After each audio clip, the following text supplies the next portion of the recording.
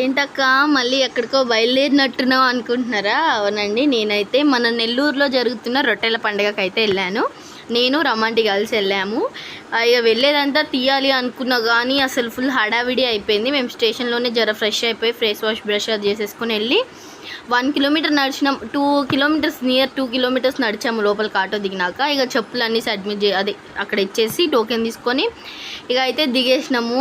అసలు కొత్త వాళ్ళకి రొట్టెలు ఇవ్వడానికి ఎంత బతిలాడించుకుంటారు అంటే అంత బతిలాడించుకుంటారు. ఇక అసలు నేను మొత్తం తీద్దాం అనుకున్నా, అసలు ఫుల్ రష్. అసలు మొబైల్స్ ఎక్కడ పోతాయో కాళ్ళు తొక్కేసి ఊపిరి ఆడలేదు అసలు రెస్ట్లో.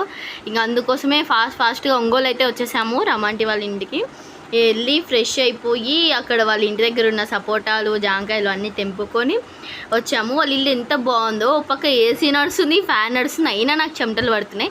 మీరు ఎవరైనా నెల్లూరు వెళ్ళారా? కమెంట్ చేయండి. వెళ్ళిన వాళ్ళు ఎవరైనా